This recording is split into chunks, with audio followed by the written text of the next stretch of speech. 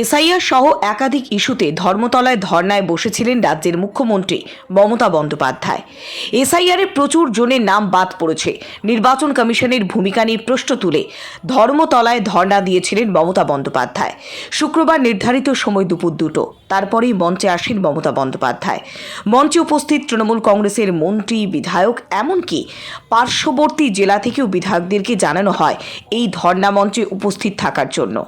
এরপরেই ধর্না মঞ্চ থেকে একের পর এক হুঙ্কার দেন মমতা বন্দ্যোপাধ্যায়। এসআইআরের তালিকায় প্রচুর জনের নাম বাদ পড়েছে অবৈধভাবে, তারই নিন্দা করেন রাজ্যের মুখ্যমন্ত্রী। আর নির্বাচন কমিশনের ভূমিকা নিয়ে প্রশ্ন তুলে ধর্নায় বসেন তিনি। সেই ধর্না থেকে মেট্রো চ্যানেলের ধর্না থেকে সরাসরি হুঙ্কার দেওয়া হয়, যতক্ষণ না পর্যন্ত সেই দাবি মানা হচ্ছে ততক্ষণ পর্যন্ত ধর্না চলবে। তবে মঙ্গলবার রাতে মমতা বন্দ্যোপাধ্যায় স্পষ্ট জানিয়ে দিলেন তাদের দাবি দেওয়া পূরণ হয়েছে, তাই সেই ধর্না তুলে নিলেন মমতা বন্দ্যোপাধ্যায়। আমি তাদের কাছে এদের দোকানদার থেকে শুরু করে হকারদের থেকে শুরু করে সামনে অনেকগুলো হোটেল আছে, অনেক বিজনেসম্যান আছে, অনেক ট্রেডার্স আছে, অনেক দোকানদার আছে, তাদের সবাইকেই এই কদিন আপনাদের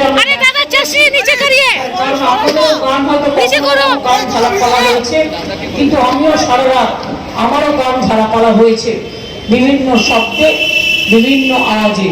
সুতরাং ওটা আমার কাছে ম্যাটার নয়। আমি এখানে 26 দিন অনশন করে গিয়েছিলাম সিঙ্গুরের ব্যাপারে ফোন করি। আর দেখুন কিরকম ইতিহাস মিলিয়ে দিয়েছে।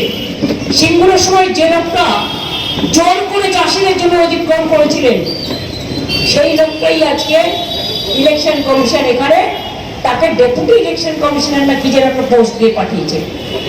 আর সিঙ্গুরের আন্দোলন, নন্দীগ্রাম আন্দোলনের তৃণমূলের জয়যাত্রা এইখানকার মঞ্চ থেকে শুরু হয়েছিল এবং আগামী দিনে হিস্ট্রি কিন্তু রিপিটস হয়, ইতিহাসের পুনরাবৃত্তি হয়। এবং আমরা দেখতে পেলাম যখন মা কালীও আমাদের সাথ দিলেন এবং মায়ের আশীর্বাদ ফসকে গেলেন, কেউ কেউ মায়ের আশীর্বাদ থেকে বঞ্চিত হলেন, তারা বুঝতে পারছেন মাও কিন্তু ভালোবাসে মানবিকতা, মনুষ্যত্ব এবং সমগ্র মানুষকে নিয়ে একসাথে চলা, একসাথে বাস করা। আমি এটুকু বলে আপনাদের ধন্যবাদ জানাচ্ছি। আমি এখন একটু, যেহেতু আমাদের গভর্নর অনেকদিন এখানে ছিলেন, উনি সৌজন্যতে আছেন, কাল চলে যাবেন, এক্স গভর্নর যাকে সরিয়ে দেওয়া হয়েছে ইন্ডাস্ট্রিজ। সবাইকে বলি রমজান মোবারক, সবাই ভালো থাকুন, সুন্দর থাকুন। ঈশ্বর আল্লাহ তেরে নাম সত্য সুমতি দিয়ে ভগবান শুভমন্দির উদয় হোক।